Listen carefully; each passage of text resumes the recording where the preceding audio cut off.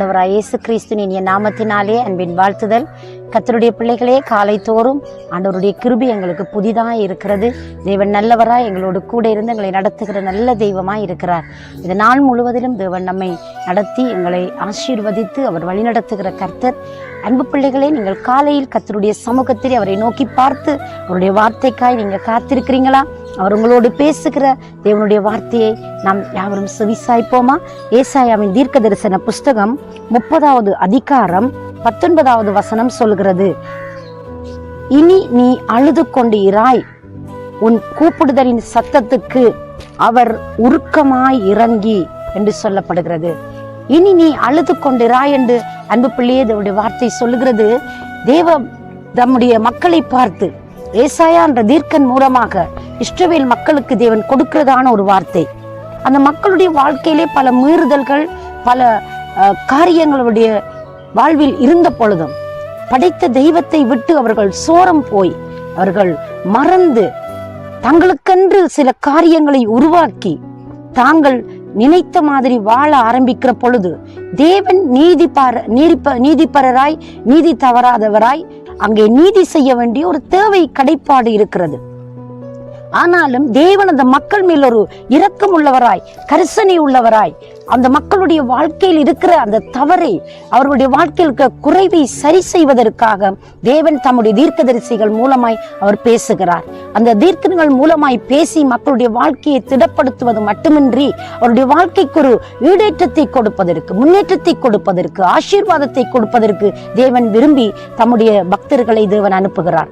இப்பொழுது இந்த பகுதியிலே சொல்லப்படுகிறது, நீ அழுது கொண்டிராய், உன் கூப்பிடுதலின் சத்தத்துக்கு அவர் உருக்கமாய் இறங்கி அதை கேட்டவுடனே உனக்கு மறு உத்தரவு அருளுவார் என்று சொல்லப்படுகிறது.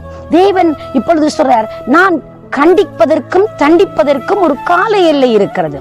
ஆனால் தேவன் மறுபக்கம் அவர் அரவணைக்கிறவர், நேசிக்கிறவரும் ஆசீர்வதிக்கிற நல்ல கர்த்தராய் இருக்கிறார்.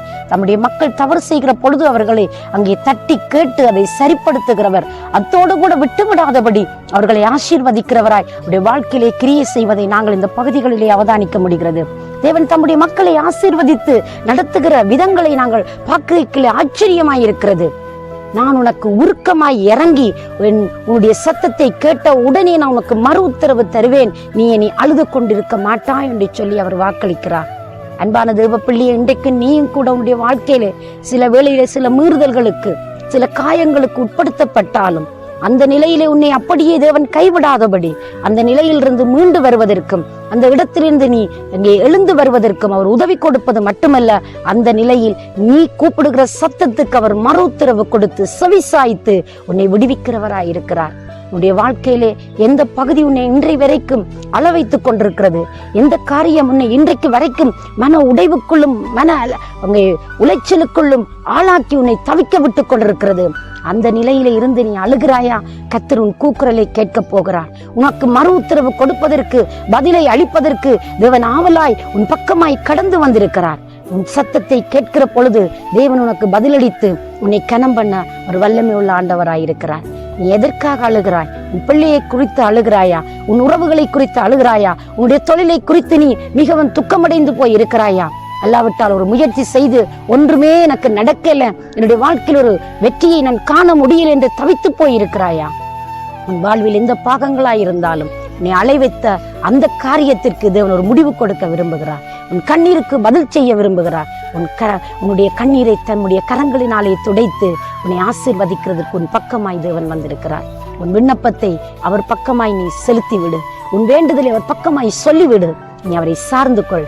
தேவன் உனக்கு நன்மை செய்யட்டும். இந்த காலையில் உங்களுக்காய் நான் செபிக்கட்டுமா?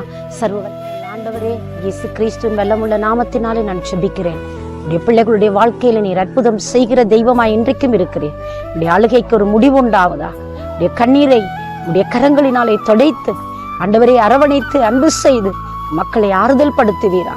இனி நீ அழுது கொண்டிராய் என்று சொல்லி இவர்களுக்கு ஒரு முற்றுப்புள்ளி வைத்து ஆண்டவரே நன்மையினால் நிரப்பும்படி நான் செபிக்கிறேன். உடைய பிள்ளைகளை கனம் பண்ணி காத்துக்கொள்ளும். ஆசீர்வதியும். இயேசுவின் நாமத்தில் செபிக்கிறேன் நல்ல பிதாவே. ஆமென், ஆமென். தேவன் தாமே உங்களை நிறைவாய் ஆசீர்வதிப்பாராக. God bless you.